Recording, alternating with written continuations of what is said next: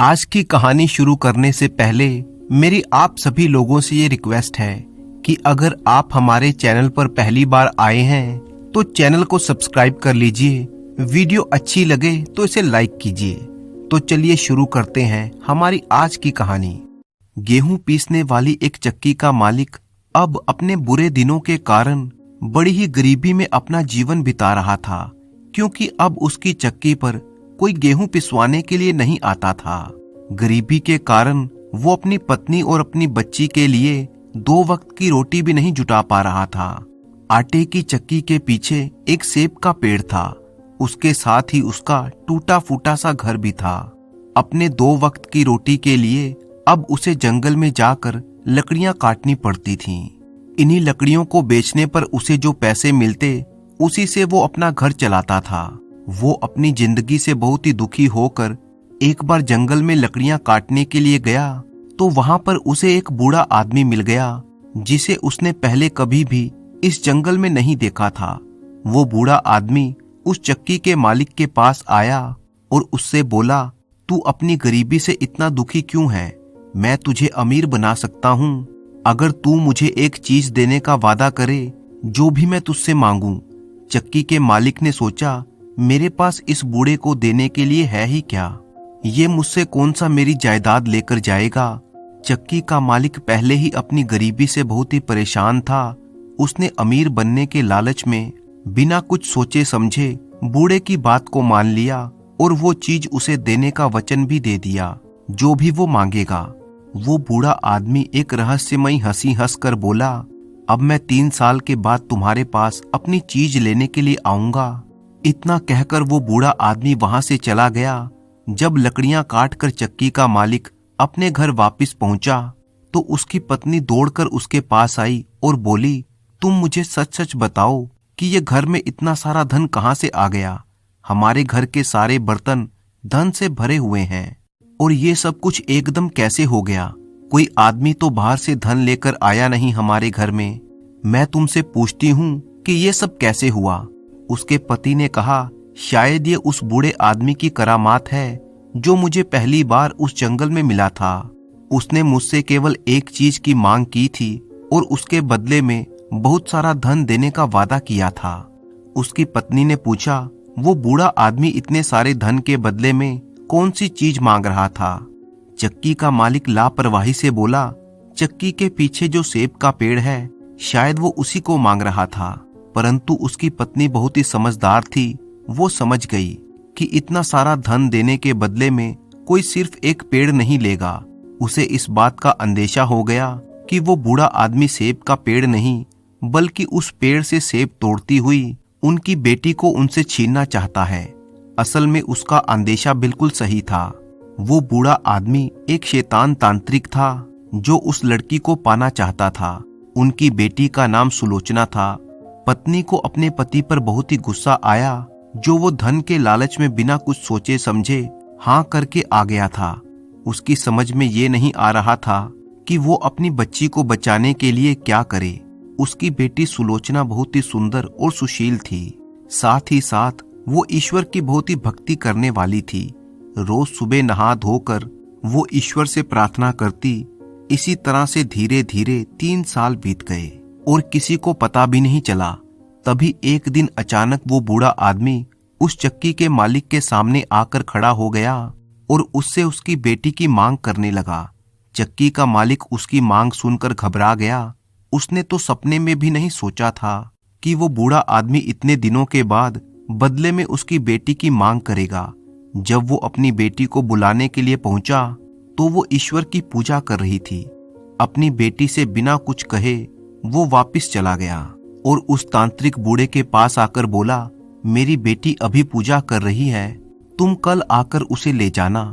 बूढ़ा बिना कुछ जवाब दिए वहां से चला गया। अगले दिन सुबह वो बूढ़ा फिर से वहां पर आ गया। आज भी लड़की पूजा में व्यस्त थी। अब तो बूढ़े को चक्की के मालिक पर बहुत ही गुस्सा आया और वो बोला कि मुझे तेरी बेटी चाहिए ही चाहिए। चक्की का मालिक घबरा गया और कहने लगा, बाबा आप ये कैसी बातें कर रहे हैं? मैं अपनी बेटी आपको कैसे दे सकता हूँ? बूढ़े तांत्रिक ने कहा, ठीक है, अगर तुम मेरे कहने के अनुसार नहीं चलोगे तो मैं तुम्हारी गर्दन मरोड़ दूंगा और तुम्हें अपने साथ ले जाऊंगा। बूढ़े की बात सुनकर चक्की का मालिक बहुत ही डर गया, क्योंकि वो मरना नहीं चाहता था। वो घबराकर अपनी बेटी के पास पहुंचा। उसने अपनी बेटी को सारी बात बताई और फिर बोला, बेटी, मैं ये सब कुछ करना तो नहीं चाहता था, परंतु मैं उसे वायदा कर चुका हूँ और अब मेरे हाथ में कुछ भी नहीं है।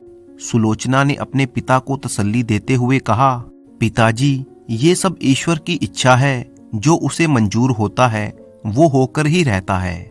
चक्की का मालिक अपने इस पाप के लिए बहुत ही दुखी था। वो उस शैतान तांत्रिक से छुटकारा भी नहीं पा सकता था, क्योंकि उसने बिना सोचे समझे पैसों के लालच में आकर उसकी मांग स्वीकार कर ली थी। अपने इस कर्म के लिए वो अपनी बेटी से बार बार माफी मांगने लगा, पर उसकी बेटी अब अपने माता पिता के साथ नहीं रहना चाहती थी। चक्की के मालिक ने एक बार फिर से बूढ़े के पास आकर कहा कि वो कल आकर मेरी बेटी को ले जाए। वो बूढ़ा उस समय तो वहां से चला गया। सुलोचना अब अपने माता पिता के साथ नहीं रहना चाहती थी, क्योंकि शैतान जादूगर से पैसे लेने के बाद उसके पिता का दिमाग ही बदल गया था। ईश्वर में विश्वास रखने वाली सुलोचना इस घर से कहीं दूर चली जाना चाहती थी, ताकि वो शैतान तांत्रिक कोई नया गुनाह करने के लिए उसके पिता को फिर से मजबूर ना कर सके। माता पिता के लाख समझाने के बाद भी अगले दिन सुलोचना घर से निकल पड़ी। चलते चलते शाम हो गई और वो एक सुंदर बागीचे में पहुंच गई। दिन भर चलते रहने के कारण वो बहुत ज्यादा थक चुकी थी और साथ ही साथ उसे बहुत ही भूख भी लग रही थी। बगीचे में फलों से लदे हुए पेड़ थे। उन्हें देखकर सुलोचना की भूख और भी ज्यादा बढ़ गई, परंतु उन फलों तक पहुंचना उसके लिए संभव नहीं था, क्योंकि फल बहुत ही ऊंचाई पर लगे हुए थे। वो अपनी लाचारी पर बहुत ही दुखी हुई और जमीन पर बैठकर ईश्वर का ध्यान करने लगी। तभी एक सुंदर सी लड़की अचानक उसके सामने आकर खड़ी हो गई और बोली, मैं तुम्हारी सहायता करने के लिए आई हूँ। तुम्हें भूख लगी है? मैं सामने वाले पेड़ से पके हुए फल लाकर तुम्हारी भूख मिटा देती हूँ। ये कहकर वो सुंदर सी लड़की 3-4 फल तोड़कर लाई और अपने हाथों से उसे खिलाने लगी। उस बगीचे का मालिक ये सब कुछ देख रहा था। डर के मारे वो बिल्कुल चुप था। उसे लगा कि अवश्य ये कोई भूत प्रेत है जो बाग में घुस आए हैं। लड़की की भूख जब शांत हो गई तो उसने उस देवी जैसी लड़की को अपने हृदय से धन्यवाद किया और वहां से उठकर झाड़ियों में छुपकर सोने के लिए चली गई। अगले दिन जब उस बाग का मालिक, जो कि एक सुंदर सा राजकुमार था, उस माली के पास पहुंचा तो माली ने उसे वो अनहोनी घटना कह सुनाई, परंतु राजकुमार को उसकी बात पर विश्वास नहीं हुआ, क्योंकि आज तक उसे इस बाग में कोई भी भूत प्रेत नजर नहीं आया था। उसे लगा कि माली ने अवश्य ही कोई सपना देखा होगा, परंतु माली तो अपनी बात पर डटा हुआ था। उसने अपनी दोनों आंखों से सब कुछ जो देखा था। राजकुमार बोला, ठीक है, आज रात को मैं भी तुम्हारे साथ इसी बगीचे में छुपकर देखूंगा कि सचमुच कोई भूत है या नहीं। सारा दिन तो सुलोचना चुपचाप घनी झाड़ियों में छुपकर बैठी रही। जैसे ही थोड़ा अंधेरा होने लगा तो वो झाड़ियों से निकलकर फलों के पेड़ के पास पहुंची और ईश्वर से प्रार्थना करने लगी कि तभी वो कल वाली सुंदर सी लड़की 3-4 फल लेकर उसके पास आ पहुंची और अपने हाथों से उसे खिलाने लगी। जैसे ही फल खत्म हुए वैसे ही राजकुमार, जो कि माली के साथ एक बड़े से पेड़ के पीछे छुपा हुआ था, झट से बाहर आया और बोला, तुम कौन हो? तुम दोनों इस दुनिया के लोग हो या किसी और दुनिया के? सुलोचना एक अजनबी को देखकर डर गई और वो गिड़गिड़ाते हुए बोली, मैं इस दुनिया में एक अभागी लड़की हूँ। आज ईश्वर के अलावा सभी ने मुझे इस संसार में अकेला छोड़ दिया है। राजकुमार उस लड़की के नजदीक पहुंचा तो दूसरी सुंदर सी लड़की वहां पर नहीं थी, केवल सुलोचना ही वहां पर बैठी हुई थी। राजकुमार ने देखा कि सुलोचना बहुत ही सुंदर थी। राजकुमार को उस पर दया आ गई और वो उसे अपने साथ राजमहल में ले गया। उसने सुलोचना को अपनी माँ से मिलवाया और अपनी माँ के कहने पर राजकुमार ने सुलोचना से शादी कर ली। ईश्वर पर अटूट विश्वास रखने वाली सुलोचना अब इस महल की रानी बन चुकी थी और उसके जीवन में खुशियां एक बार फिर से आ गई थी। कुछ दिनों के बाद राजकुमार को एक यात्रा के लिए दूसरे देश जाना पड़ा। वो अपनी पत्नी को अपनी माँ की देखरेख में छोड़कर चला गया।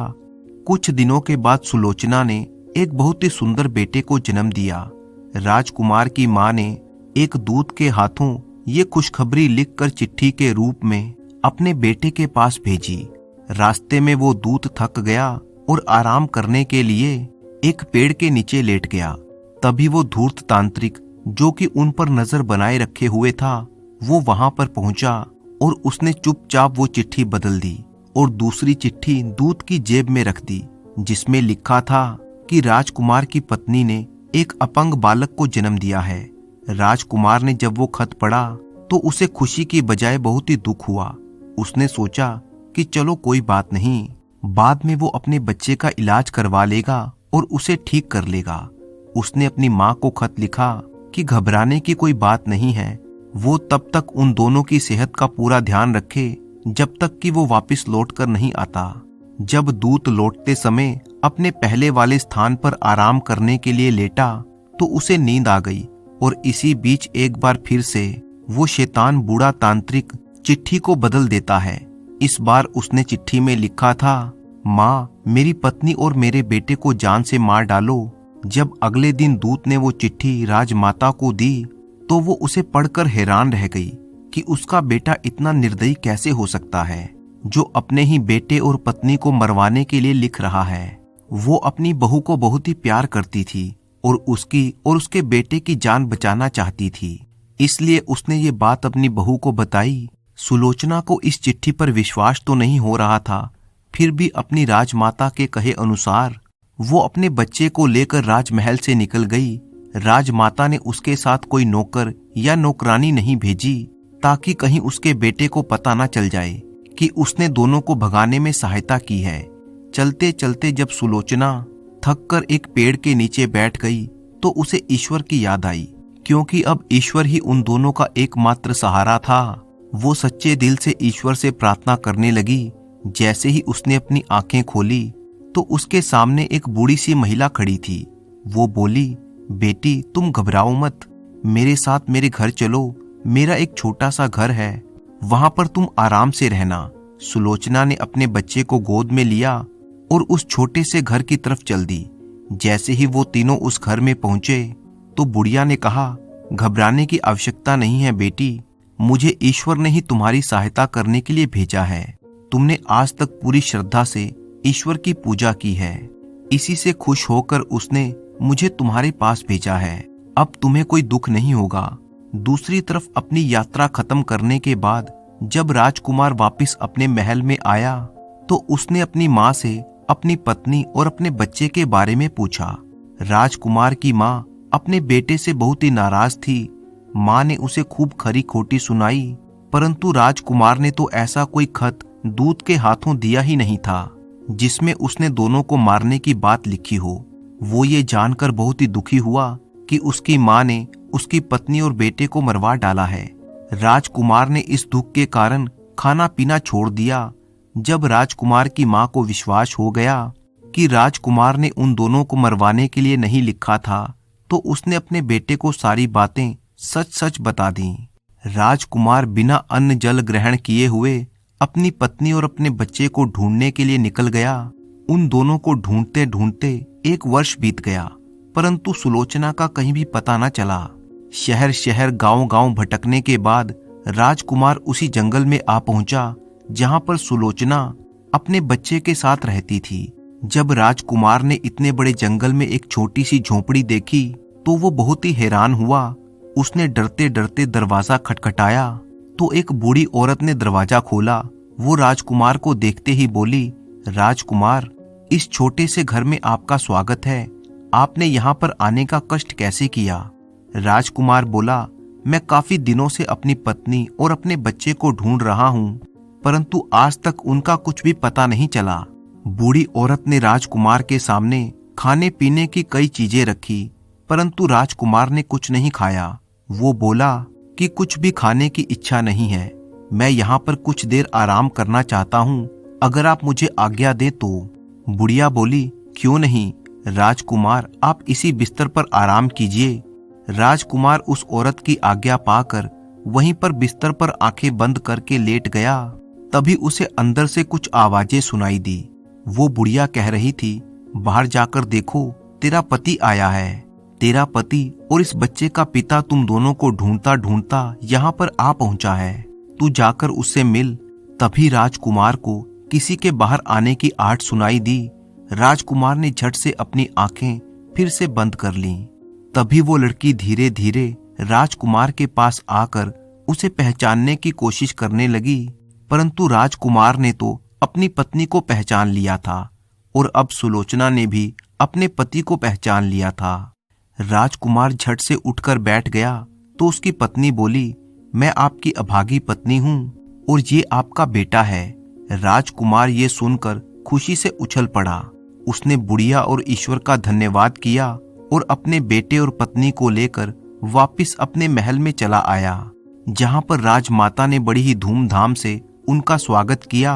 दूसरी तरफ इतनी कोशिशें और षड्यंत्र करने के बावजूद भी वो बूढ़ा तांत्रिक सुलोचना को हासिल नहीं कर पाया और ना ही उनका कुछ बिगाड़ पाया। उसे भी इस बात का एहसास हो गया कि जिस लड़की की ईश्वर पर अटूट श्रद्धा हो और जिसका पति उसे इतना प्रेम करता हो, उसे हासिल करना असंभव है।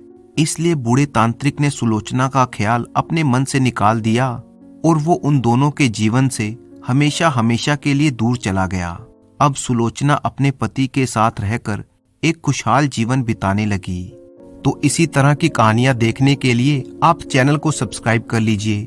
वीडियो अच्छी लगे तो उसे लाइक कीजिए और साथ ही साथ अपने अच्छे अच्छे कमेंट करना बिल्कुल मत भूलिएगा।